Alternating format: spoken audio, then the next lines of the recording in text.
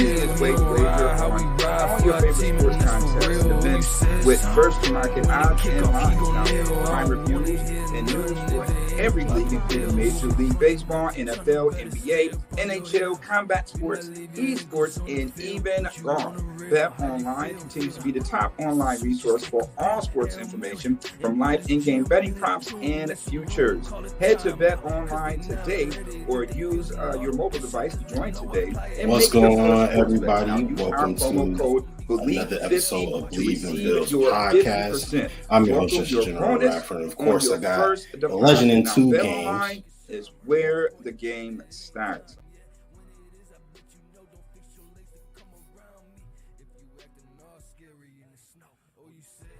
All right, sorry, some technical difficulties here. Yo, I gotta upgrade my internet. This is crazy. What's going on, everybody? Welcome to BLEAV in Bills podcast. I'm your host, General Radford. Of course, I got the Legend in 2 games as always with me. Championship coach Mookie Hawkins in the building. What's going on, Coach? How you doing, man? I'm good, man. I'm good. Happy holidays to you and everybody. Bills Mafia, turkey, and all that good stuff. But it is football Sunday, so I'm really excited about this matchup. So let's go. Absolutely. Happy Thanksgiving, everybody.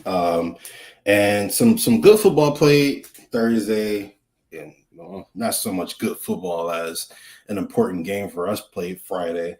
And of course, we have a key matchup tomorrow, which we're going to go ahead and get into right now. The Buffalo Bills travel to Philadelphia to take on the Eagles. The NFC defending champion Eagles, who I don't know if you call it get their get back, but they did come off of a win versus the Chiefs, which was huge for them. Nick Sirianni certainly had all the energy in the world for the Chiefs. Now that kind of brings me to my first question to you, right? You take a look at the Bills. And when they came out with the perfect game plan versus Miami, right? And you take a look at all other good teams. Typically, when they play another good team, there's a lot of energy into it. You know what I mean? And then sometimes they can falter the next week due to how much energy they exerted the previous week. Do you think this could potentially be one of those type of games for the Eagles here? Listen. No. Ain't no other something we ran out of gas because we overexerted our energy last week. No. I never heard that before in my life. Really? Absolutely not. There's a lot of people been talking about it. No. Either you up to play or you not. That's just period. It ain't got nothing to do with energy. Either you ready to roll or you're not. Ain't no energy. Or I said my energy was down. Right play then. Like you know your energy level play. So why you so that's saying you ain't got it, or I mean, what is that? Like, what is that to say being a football player? We ain't nicknaming that. That's just no. That's fair enough. All right. Fair enough. We'll see. I mean, I just, you see sometimes teams play good teams and then the next week they falter. I mean, they say, the Bills always play down to the level of their competition. Yeah, they playing a 9-1 team now. So it's like, the pressure is off the Bills. It's not on the Bills to win this week. They're going in this game as the underdog. Like you said, they playing the NFC, defending champion who beat the Super Bowl champion. I mean, I don't know how much that means anything, but, for the sake of, who's who and what's what. They just beat the best team in the AFC. So now, Buffalo, you have your shot, against one of the best teams in the NFL on the road. So it's no pressure for them to go in there and just take care of business and play free. They've been loose. The energy has been up at practice. So you can't tell me that they just go to Philly and say, oh, we just didn't have it today type stuff when you're supposed to be a Super Bowl caliber team. And that's just no excuse. Yeah, absolutely. Speaking of a Super Bowl caliber team, we've got all pro wide receivers on both sides of the football today. But as it pertains to us, we have to go ahead and try to defend A.J. Brown and Devonta Smith with our banged up secondary who's kind of been injured all season. Dane Jackson is out, I believe they said. And Tyler Teron Johnson. No, Tyler. Taylor Rapp is out? Tyler Rapp. It's not Taron Johnson. No, I know somebody came back from concussion protocol. I'm trying to remember. Johnson. Taron Johnson came back. Okay. And I'm going to have another cornerback out as well. How are the banged up secondaries supposed to defend these two dynamic receivers? Not bad. I mean, they've been facing dynamic receivers all season long. It's like like they haven't, but okay, again, here it is. They're Philadelphia has weapons kind of like Miami, so they kind of fit that same mold. So we didn't have Rasul Douglas then. We have Rasul Douglas now. So we got a guy that's going to definitely, I say that matchup between him and AJ Brown is going to be, one to see. Devontae Smith with Christian Benford. I welcome that challenge. We know he's going to try to stretch the floor, but if Rasul can handle AJ one-on-one, then you can be able to bracket, Devontae Smith over the top with help and send in pressure. I think that would probably be more so the game plan instead of doubling AJ in letting Devontae free. I don't think that Benford has the speed to keep up with Devontae Smith one-on-one. But, hey, if he has help over the top, it allows him to be physical at the point of attack with, McDermott's been dialing it up on the defense. So, I know some pressure is going to be coming because Philadelphia's offensive line isn't, the strength is in the middle with Kelsey. You can win on the edges at times with this Philadelphia Eagles O-line. So we definitely got some edge rushers that can apply some pressure. Probably use one of the linebackers to spy on Hurts because, they're not utilizing the tight end because Dallas Goedert is out. So I would be surprised if they make the tight end a point of emphasis tomorrow. But, other than that, yeah, for that alone, I'm spying Jalen Hurts with one of my linebackers, for the most part. And we'll just see how it all materializes. Yeah. Okay. So Dane Jackson is out. He as well as Taylor Rapp is also just wanted to, make sure that is correct information being spread out, especially for those in the comment section. But yeah, like you said, we played dynamic wide receivers a couple of times so far this season. And I think what for us has kind of been a great help is, of course, having Rasul Douglas come in now is tremendous, especially when you're going to be without guys like Dane Jackson and Tre'Davious White for the entire season. But Christian Benford is back as well. For me, the key to stopping Devontae Smith and AJ Brown is the defensive line. Actually, if you could get pressure on Jalen Hurts and get somebody up the gut, and Oliver, that boy been playing like a man that want his money. Ironically enough, after getting his money, he's outplaying the money he's currently getting. He going for that incentive for sure. But having him, come up the belly and put some pressure in, Jalen Hurts' face. You got a long arm, Gregory Rousseau out on the edge, being able to contain. Same with Leonard Fournette. I feel like this is a game where Von Miller kind of, I feel like he gets sacked this game and kind of give everybody a sigh of relief because there's been kind of a lot of people going at his neck, and it's like, patient with the situation. They got to be patient with that. I told everybody that, and now it's like, now they don't believe in Vaughn. If Vaughn was still out right now, not playing at all, everybody be all excited and ecstatic that Von Miller is returning. So Bills fans need to just go ahead and chill on out with that. You know what I mean? It's going to take a while. It takes you a year and a half to fully get back to your normal self. We're dealing with an ACL injury. It's just unfortunate that here it is. Von Miller, late in his career, got one. Bad turf in Detroit. So, I mean, that's just how it goes. But if Von don't get a sack tomorrow, that's fine. That is absolutely fine. We need Von to produce during the stretch. We definitely need him to show up against Philly. We definitely need him to show up against Kansas City. But if he don't, then, this Bills team can still, hold it down and still stack wins until, he joins the party. It's just that simple. Yeah, and I do like the production that AJ Epenesa has brought. I love the production that Shaq Lawson has brought. Like, I don't say this as like, oh, there's no one else to give the reps to. Like, I'm not saying it in that way when I defend Von. However, just elaborating on why I say what I say.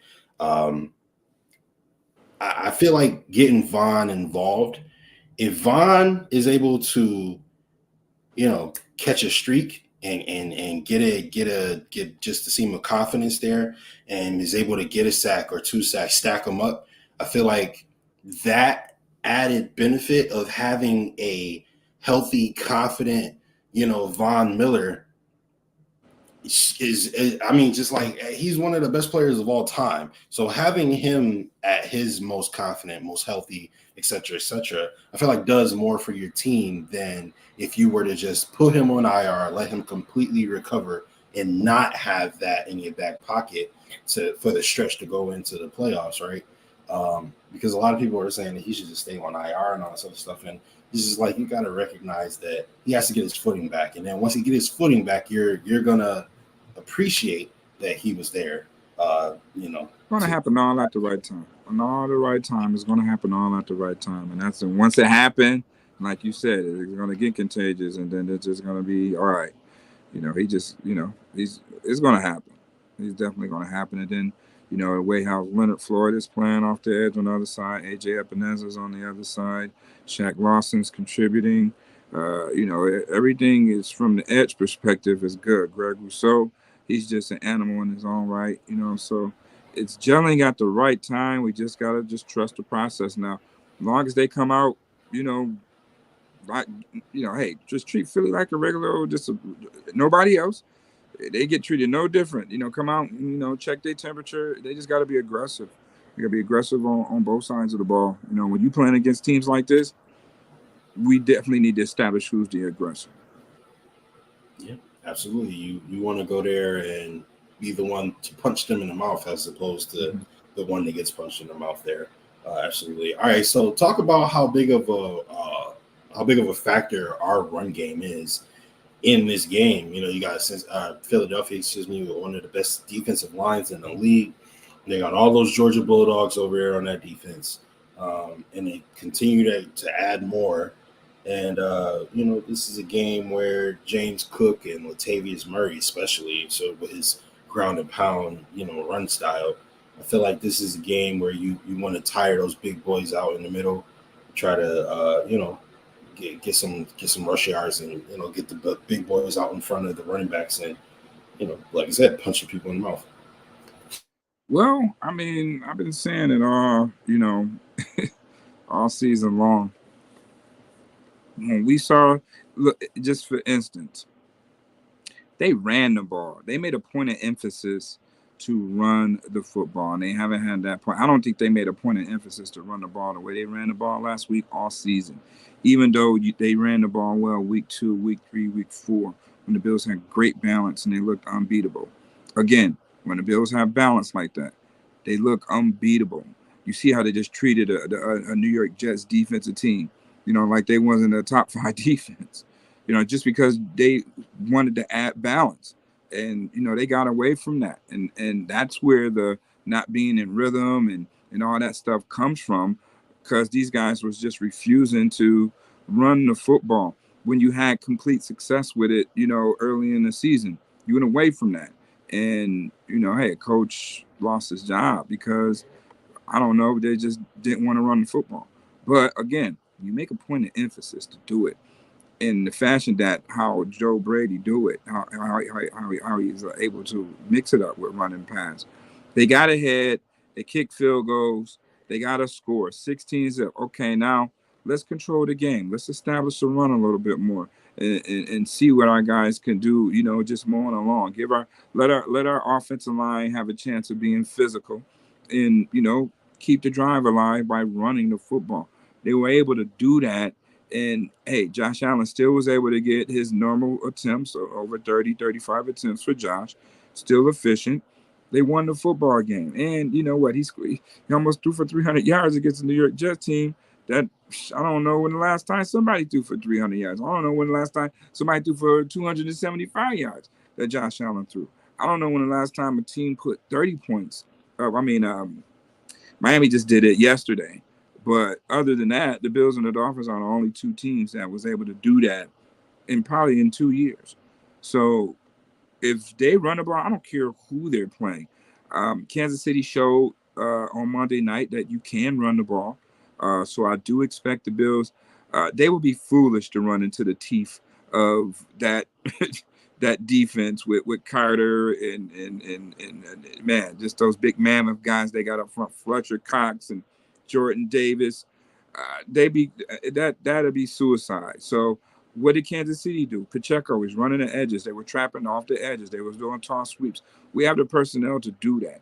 Get James Cook to the outside immediately, outside zone, running the edges, make those Bulldogs run downhill because let's see if they can catch us. Let's make them work a little bit, and that's going to set up your bootleg play action pass where hey, you'll be able to take some great chances with Kincaid occupying the middle. Diggs will be one-on-one versus Slay. And, hey, you may see a Gabe Davis sign. You never know. Yeah, definitely haven't seen Gabe Davis in a couple weeks. So that would be nice, especially with them more than likely trying to take out Stephon Diggs there. Stick him out of the game like a lot of guys have been doing. But, hey, you got Kincaid and Khalil Shakir stepping up big time, and Chef Dawson expects so. But one thing I wanted to talk about is the thing that kind of brought me optimism after the Broncos game when Ken Dorsey was fired. Obviously, one thing that brought me optimism is our defense hasn't really folded. They folded on like the last drive of the game. The team goes down and scores a touchdown. A couple times this happened, but throughout the first 3 quarters, they've been pretty solid for the most part of the season. And so I think I genuinely believe that if our team would have scored more points, then our defense will be playing a lot more stout football here throughout the season. One thing about Joe Brady coming in, especially at this time, is that he doesn't have a tell yet. Like, you can't look at his tape and tell what he wants to do, right? You could go back to his LSU tape. You could go back to his Carolina tape. But this is a completely different iteration. This is a completely different football team. He has a completely different set of weapons to work with. And if there was a set of weapons to work with for an offensive mind trying to find his step in the NFL, trying to make a name for himself in the NFL, these are the group of guys that you want on the football field, right? Maybe Buffalo, Miami, Philly, and Cincinnati. Yeah, those are undisputably the top 4 teams in terms of offensive roster. And he has got one of those teams. So now you go on this stretch where you play one of the best defenses in the league in the Jets, hung 30 on them, like you mentioned, right? Now you go up against the Chiefs, and bye week, you go up against the Eagles. Bye weeks, you get the Chiefs, and then you get the Cowboys, et cetera, et cetera. This is a time where defenses can't really prepare for an offensive coordinator who they don't know, who they don't have seasons of tape on, or you got one game coming in for Philly, right? And they have 2 games for Chiefs, 3 games for the Cowboys, etc. So is this a time where Joe Brady and company could sort of kind of come up with creative game plans so that they stay unpredictable, or would you rather them get into a flow and kind of figure out what they want to do for the rest of the season going into the playoffs? I'd rather be unpredictable. What works, so mix that in while being unpredictable. You can still, carry your base. You have your base. You have base. This is what I'm going to run every week. But this is what I have in case that my base don't work. That means you guys been studying film. Kudos to you. But this is what I have over here for y'all. I have a shitload of adjustments. And I'm ready to unload on you. You know what I mean? So it's all how you layer it down. I think that, Brady did an excellent job of layering the offense now. And once you have it layered, you have a general idea on how you want to attack a team. so they can reveal what they need to reveal so you could control the ball game. I think he did a pretty good job at that. Um, I did see sprint draw a few times, and guess what? It still didn't work. So hopefully I can see a bootleg or something off of that play.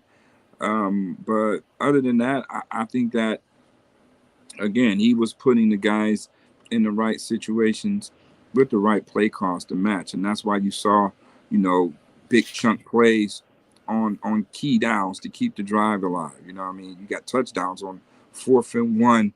It's going 28 yards untouched. To a running back out of the backfield, a design play. Wow, just that simple. Doing things that teams don't think that the Bills are going to do. That's why it was wide open, because they never didn't play like that. It never made the running back the primary person on that play. They never saw it. That's why it was wide open. So I think this week you're still going to see. We are going to see, what he's running from last week, because we all saw the game, and we are going to recognize some new stuff out there, and I'm quite sure Philly will too. And then after that, he has a bye, so he has a week to get his mind completely right, install new things that he wants to install, and that's going to take the next couple of teams to recover. It usually take 3 to 4 weeks, for a team to have book on you to really get a general idea of what your style is. So yeah, I say, coming off of Kansas City, and I think who they play after that. They play Dallas after that. They play the Dallas. Mm-hmm. So yeah, that's gonna be the creme de la creme right there to see.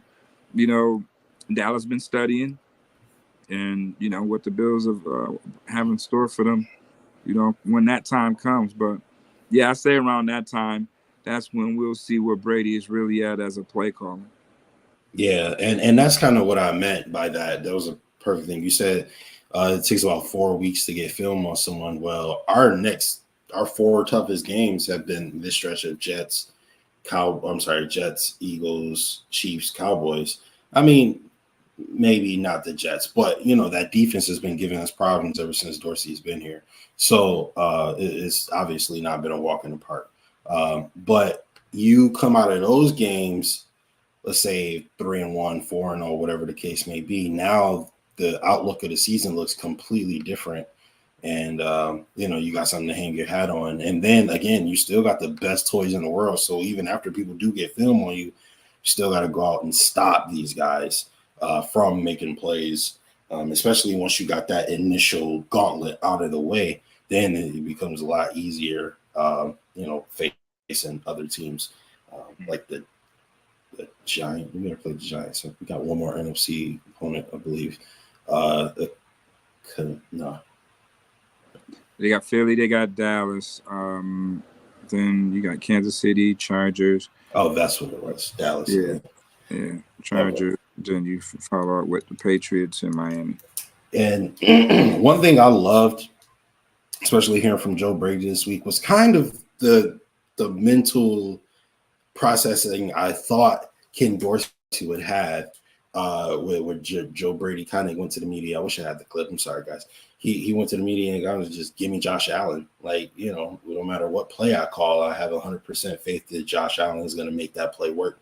And that is like, hallelujah. Thank you. Finally, like, we have one of the most talented quarterbacks that's ever stepped foot on the gridiron, and we coddle him. It's like, and it's almost like he doesn't even want to be coddled either. It's just like we're just putting the reins on him, putting the muzzle on him, even though like we out here dog eat dog, and you putting the muzzle on the boy. So I appreciate that Joe Brady has that type of faith in Josh Allen, and I appreciate that he has his own game plan, and then he also recognizes, hey, 17 can go above and beyond, kind of make my game plan look a little bit better. Especially if you could keep them clean, turnover-free football, keep guys off of them. And so sometimes even if the pocket does break down, he has that ability to where sometimes you don't want him to get outside the pocket, because then other things happen. You could want to keep him contained a lot of the times, because if he gets wrong to his right, I'm going to say, I would say 7.5 to 8 out of 10 times he's going to make a play.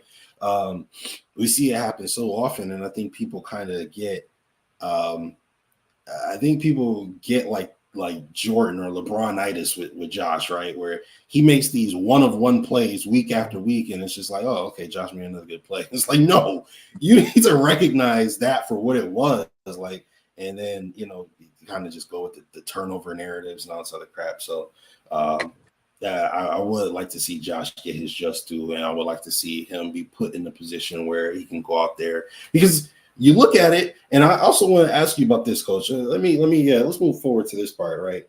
He was on the sideline saying, "I'm effing back," right?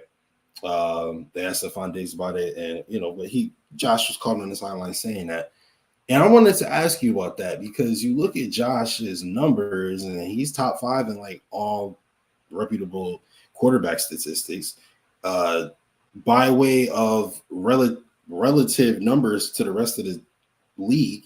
He has great numbers across the board outside of INTs. And there's even a lot of other quarterbacks with Tua Tagovailoa. Patrick Mahomes has more turnovers than him. You know what I mean? So you look at Josh Allen saying, "I feel like I'm back." What does that tell you?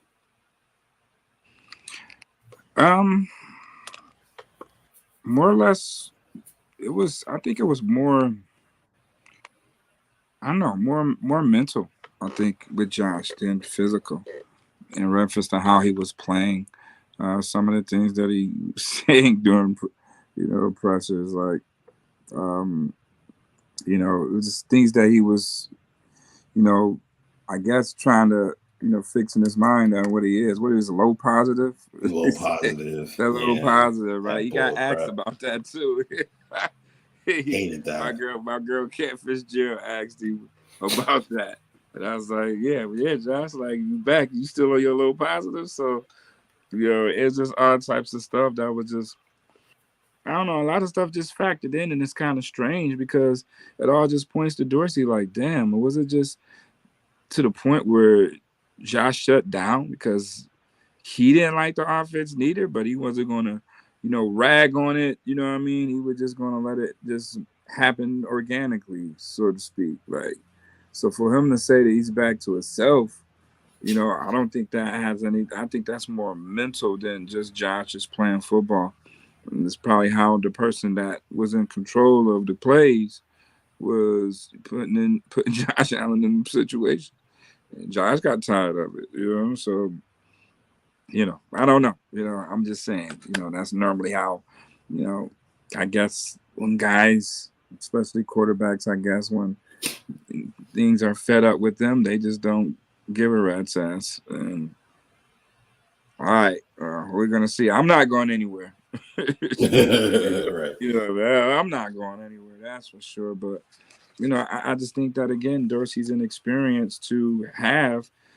I mean, Josh Allen needs a seasoned guy on that offense to help him. He doesn't have that. He doesn't have that. I mean, you look at it like, I mean, I can't say Zach Tyler out of Cincinnati because he was a former he was an offensive coordinator before. He became head coach. So yeah, you can't say guys like that. Look at who Burrow has. Look who Mahomes has. Look who Jalen Hurts has. When you look at those quarterbacks. Look at even Dak Prescott with Mike McCarthy. They have seasoned guys on the offensive side to help their star quarterbacks. We don't have no seasoned guys. We have Mike Shula. You know what I mean? We definitely have him.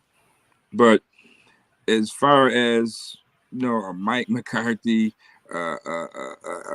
Andy Reid, Nick Sirianni, man, our offense don't have those seasoned type of guys. That's been there, that's won. We don't have that for our quarterbacks. So, we'll see. We'll see what Brady has to offer. Week one under the Brady era was good. Let's see if he can be consistent and find loopholes in this Philadelphia defense to, keep points going on the board. All right. So you kind of went from a range of possibly the greatest offensive mind we've ever seen in Andy Reid, right? All the way down to kind of new school, big man on campus and Nick Sirianni, right? That kind of McVay and Shanahan Mhm. tree of offensive gurus. And I mean, he certainly has, he took a second round pick in Jalen Hurts, who a lot of people thought was dead in the water, and he made him a franchise quarterback. I don't know why Put a people thought great that. I team. saw I don't firsthand either. combine. I don't either. I saw him personally at the combine. I'll throw everybody except Justin Herbert. Tua didn't participate because he was hurt, and that was during COVID, and they only let few people in to watch those guys throw. I was one of them, and Jalen Hurts should have been drafted in the first round, but man, we know what time it is. It's the same thing that Justin Fields going through now with Zach Wilson going over him. Where's all those NFL experts right now that was saying Zach Wilson was better than Justin Fields? That's another topic. That's another debate for another discussion. We'll get into that. Yeah. We'll get into that another time. But like you said, Jalen Hurts obviously had the talent, but I believe it was under Doug Peterson. They weren't making anything really happen with him. It was kind of just like he was there. He kind of felt like Justin Fields feels now, where it's just like, oh, okay, he's a talented quarterback, but offense is really struggling. They ain't really doing much. So, unless they can go get Justin Fields like a Justin Jefferson or something, I don't know.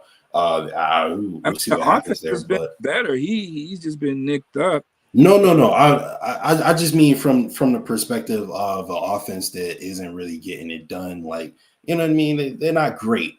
But then you go get an AJ Brown and the offense dramatically transforms. The question I'm asking you is, you look at Joe Brady. Could he be a Sirianni, a Zach Taylor, McVay type of guy where he puts an incredible offense on the field and eventually gets his opportunity? I think so.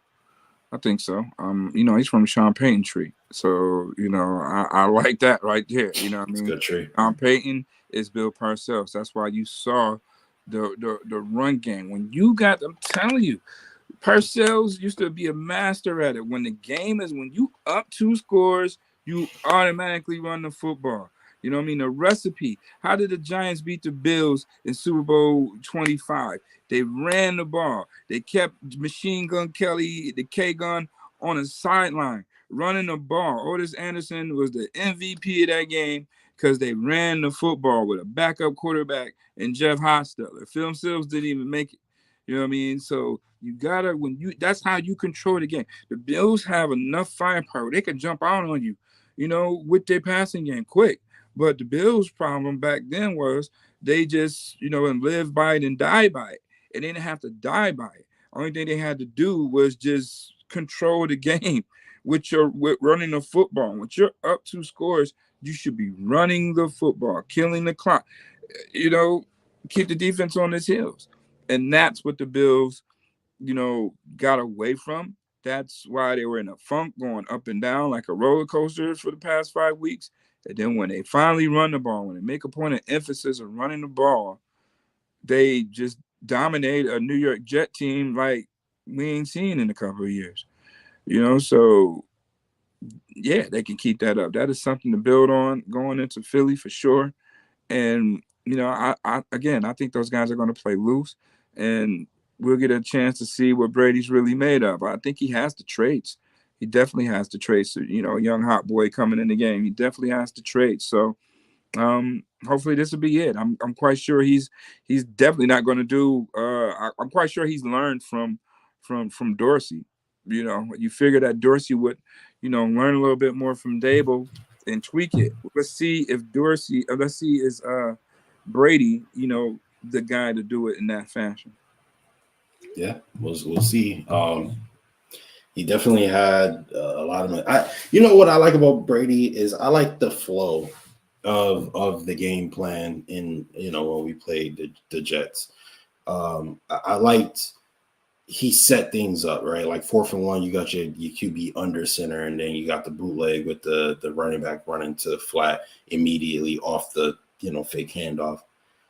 I don't remember ever seeing that play from Dorsey, but it's just like so simple. You know what I mean? It's just like keep it simple, stupid. Don't go too far off the rails, you know what I mean? But also you want to have some creativity. And I feel like that we got a perfect mixture of all that, especially for our first showing, for him getting his feet wet. I was really, really encouraged by what I saw from Joe Brady. So we will see what Joe Brady has to offer tomorrow, and the rest of these Buffalo Bills have to offer tomorrow when they face the Philadelphia Eagles. It should be a good game. All right, Coach. Anything else you want to say before we get up out of here? I'm good, man. I'm just ready to go. Another 425 game. Let's see. That might be the magic number. The Bills play good at 425. So I'm looking forward to a great ball game. This could be a potential Super Bowl matchup against a Super Bowl caliber team. Definitely a benchmark to see where this Buffalo Bills team is. The third quarter of the season. So the Bills are definitely going to see where they are against the Super Bowl caliber team tomorrow. And I'm quite sure they'll be up for the task as long as they just, come out just being aggressive and just play loose, free, and execute. They'll be fine. Run the ball. Run those edges. Let's get a prediction real quick. I will say Bills 33, Eagles 29. I'm going to say Bills 27, Eagles 23.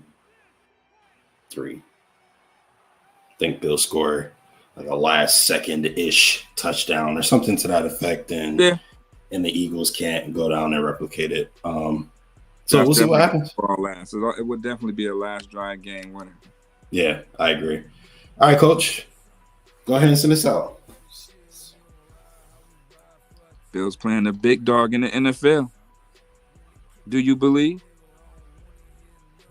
Bet Online is the fastest and easiest way to wager on all your favorite sports contests and events with first-to-market odds and lines. Now, find reviews and news for every league, including Major League Baseball, NFL, NBA, NHL, combat sports, esports, and even golf. Bet Online continues to be the top online resource for all sports information, from live in-game betting props and futures. Head to Bet Online today or use your mobile device to join today and make your first sports bet. Now, use our promo code BLEAV50 to receive your 50%. Welcome your bonus on your first deposit. Now, Bet Online is where the game starts.